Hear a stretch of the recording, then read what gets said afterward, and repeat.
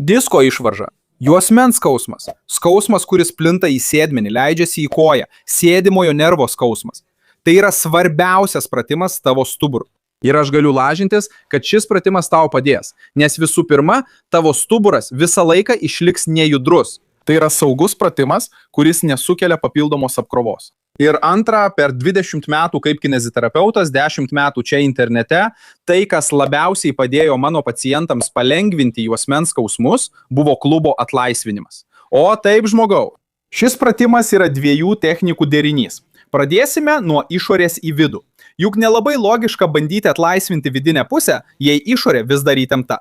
O 3 pagrindiniai klubo raumenys, kurie kaupia šią įtampą, kurie patiria spazmus, yra tie raumenys esantys tarp diržo lygio ir klubo.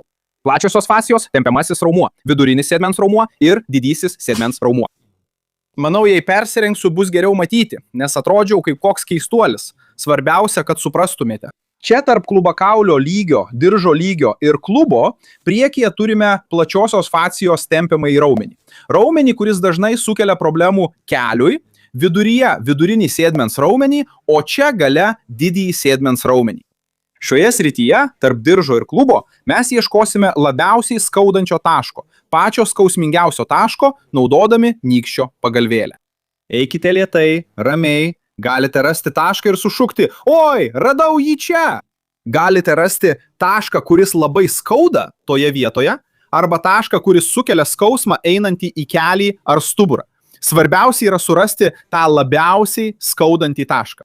Laikykite lengvą spaudimą, kad nesukeltumėte, nejaustumėte daug skausmo. Pabūkime 30 sekundžių ramiai. Jausite, kaip raumuo atsipalaiduoja po jūsų pirštu. Tas įtampos taškas tirpsta. Skausmas mažėja, nustoja plisti. Po 30 sekundžių pradėsime lėtai judinti į vieną ir į kitą pusę. Pamažu pajusite, kaip raumuo atsibunda, jis susitraukia po jūsų pirštu be skausmo. Patarimas. Šį pratimą galite atlikti abiejose pusėse vienu metu.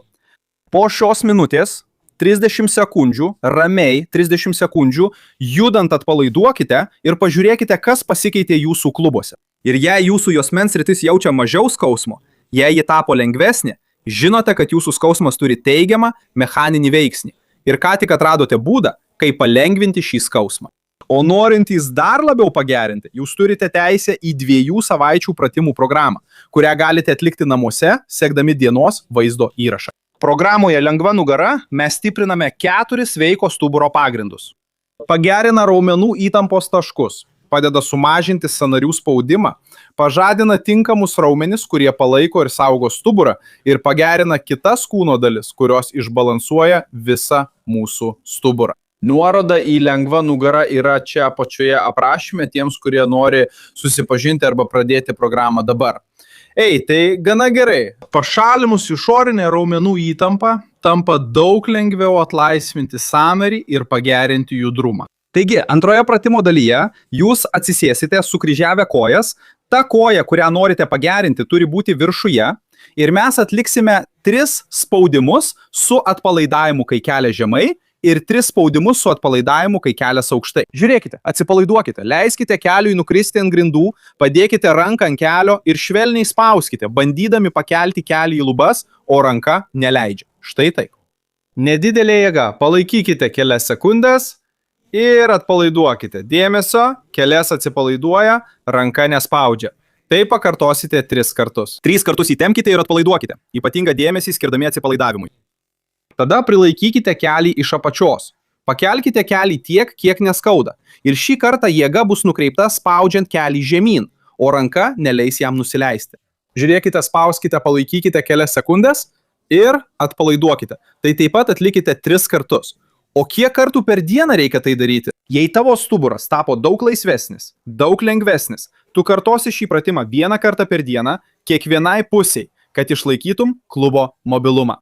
Ir jei pajusi didelį palengvėjimą juosmens srityje, gali naudoti šį pratimą skausmui malšinti kiekvieną kartą, kai to prireiks.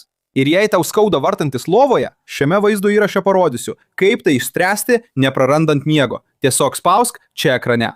Nepamiršk pasidalinti šiuo vaizdo įrašu su tais, kurie vaikšto linguodami tik į vieną pusę. Tuo ir baigsiu. Didelis apkabinimas ir iki kito karto. Jei kas nors atsiuntė jums šį vaizdo įrašą, jie jūs stebi. Pone,